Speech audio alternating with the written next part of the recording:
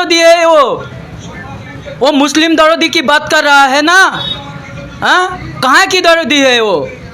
बोल रहा है हम मुसलमान दरोदी है। পিজ্জাতে আব্বাস সিদ্দিকী ভাইজানকে তৃণমূল কংগ্রেসের কর্মী খুব গালাগালি দিয়েছে। হ্যাঁ, এই নিয়ে আইএসএফের যারা কর্মী তারা বিক্ষোভ দেখিয়েছে এবং রীতিমতো তাহলে মূলত বলা কি বলবেন দাদা, পিজ্জাতে আব্বাস সিদ্দিকী ভাইজানকে গালি দিয়েছে এক তৃণমূল কংগ্রেসের কর্মী, কি বলবেন?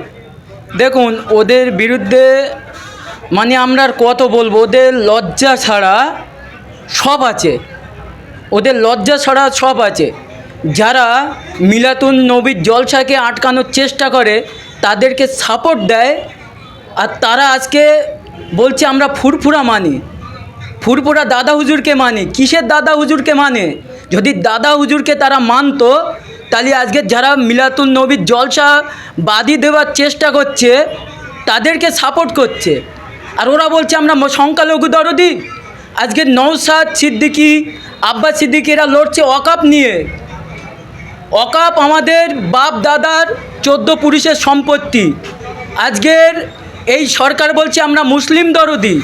মুসলিম দরদি সরকার আজকে যারা দিল্লি গিয়ে আন্দোলনের কথা বলছে যে কিছু হলে আমরা যখন রাস্তায় নামি তখন বলে দিল্লি গিয়ে আন্দোলন করো।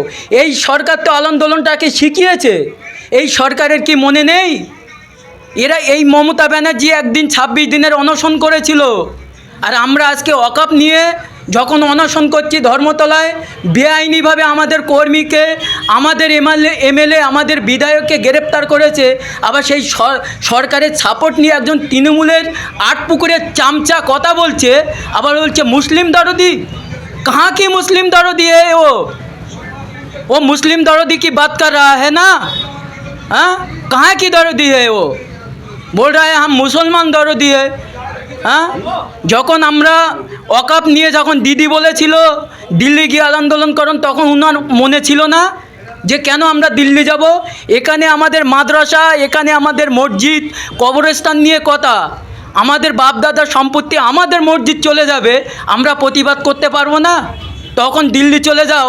আর কার কি একটা চটিচাটা নেতার বিরুদ্ধে কি বললো না বললো, তাকে ওনাকে খুব কষ্ট হচ্ছে, খুব কষ্ট হচ্ছে না ওনার?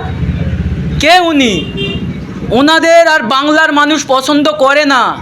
বাংলার মানুষ আমাদের সঙ্গে আছে, পাশে আছে, থাকবে। এই বলে আমার বক্তব্য আমি শেষ করছি। আমার নাম কুতুব আলী মোল্লা, মিনাকা বিধানসভা, সোনাপুকুর শঙ্করপুর অঞ্চল।